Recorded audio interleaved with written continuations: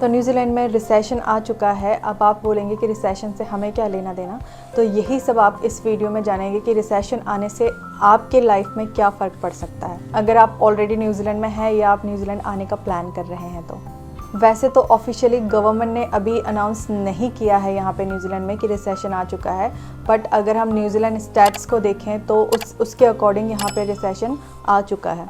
आप में से कई लोग ऐसे होंगे जिनको रिसेशन के बारे में सारी जानकारी होगी, बट कुछ लोग ऐसे होंगे जिनको नहीं पता है कि रिसेशन क्या होता है, कैसे होता है और कैसे पता चलता है कि रिसेशन आ गया। तो उनके लिए मैं बता देती हूँ कि कैसे पता चलता है कि रिसेशन आ चुका है। क्या होता है कि लास्ट जो 2 क्वार्टर्स होते हैं उनकी जीडीपी की ग्रोथ देखते हैं कि वो ऊपर जा रही है या नीचे आ रही है। लेकिन अगर जो ग्रोथ है वो माइनस में होती है तो फिर ये माना जाता है अगर 2 क्वार्टर कंटिन्यू अगर ग्रोथ जो है वो माइनस में जाती है या ग्रोथ आगे ऊपर नहीं जाती है तो फिर वहाँ पे रिसेशन डिक्लेयर कर दिया जाता है। तो अगर हम न्यूजीलैंड की बात करें तो न्यूजीलैंड के जो 2 क्वार्टर्स हैं लाइक अक्टूबर से दिसंबर लास्ट ईयर और इस साल की जो है जनवरी से लेके मार्च तक, तो यहाँ पर भी 0.1 जो है ग्रोथ जो वो फॉल हुई है।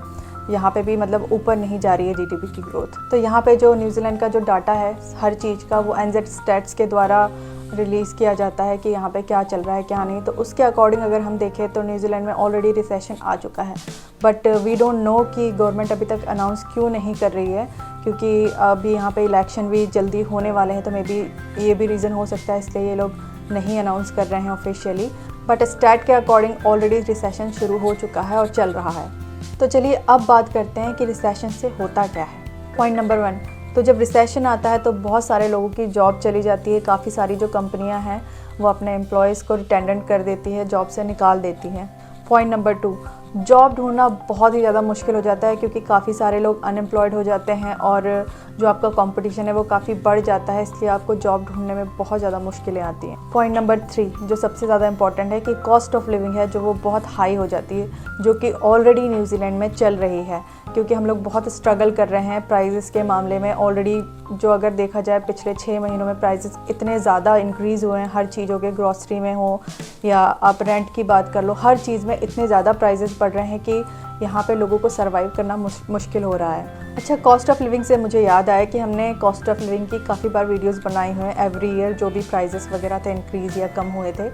तो अगर आप चाहते हैं कि 2023 में क्या यहाँ पे प्राइजेस चल रहे हैं या फिर कॉस्ट ऑफ लिविंग कितनी है, रेंट वगैरह, ग्रॉसरी वगैरह सारा कुछ, तो आप हमें कमेंट करिए। अगर हमें काफ़ी सारे कमेंट आए, काफ़ी सारे लोगों को जानना हुआ कि क्या कॉस्ट ऑफ लिविंग है 2023 में रिसेंटली, तो we will make video on that. तो चलिए अब इसी वीडियो में आगे बढ़ते हैं कि हमने ये तो देख लिया कि रिसेशन क्या होता है, हमने जान लिया है रिसेशन क्या होता है, कैसे होता है और रिसेशन होने से क्या प्रॉब्लम्स आती है, बट उसका कंक्लूजन भी चाहिए ना कि क्या उसका सोल्यूशन क्या हो सकता है अगर आप न्यूजीलैंड आने का प्लान कर रहे हैं या आप ऑलरेडी हैं न्यूजीलैंड में।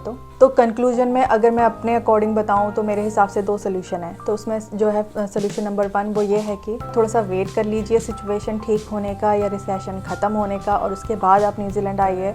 और जो वो टाइम पीरियड है अगर आप पोस्टपोन करते हैं तो उस टाइम में आप क्या कर सकते हैं, आप अपने लिए थोड़े से और पैसे जोड़ सकते हैं जिससे कि आपको बैकअप मिल जाए, या फिर आप ये कर सकते हैं कि आप कोई स्किल वगैरह है वो आप उस पर काम कर सकते हैं, उसको अपग्रेड कर सकते हैं जिससे कि आपकी हेल्प होगी काफ़ी यहाँ आने के बाद। तो दूसरा पॉइंट ये है कि अगर बाय चांस आप आना ही चाहते हैं, आपका प्रोसेस हो चुका है, आपका वीज़ा आ चुका है या आप बोल रहे हैं कि नहीं मैंने तो आना ही आना है चाहे जैसी भी सिचुएशन हो, तो उसमें आप उस सिचुएशन में आप ये कर सकते हैं कि अगर आप एज ए स्टूडेंट यहाँ पे आने वाले हैं तो आप अपना FTS तो लेके आ ही रहे होंगे यहाँ पे 1 साल के एक्सपेंसेस के लिए। तो उसके साथ साथ आप क्या कर सकते हैं, थोड़े से और पैसे रख लीजिए ताकि यहाँ पे आने के बाद आपको प्रॉब्लम ना हो, क्योंकि हो सकता है कि आपको ऐसे सिचुएशन में जॉब ना मिले या ढूंढना बहुत ज़्यादा मुश्किल हो या काफ़ी टाइम बाद जॉब मिले। और दूसरा, अगर आप वर्क वीज़े पे आ रहे हैं तो भी आप अपना थोड़ा बहुत बैकअप लेके आइए, क्योंकि जब रिसेशन आता है तो काफ़ी सारे जो बिज़नेस हैं वो लिक्विडेट होते हैं। तो अगर लिक्विडेट हुआ बिज़नेस तो जाहिर सी बात है आपकी जॉब जा सकती है,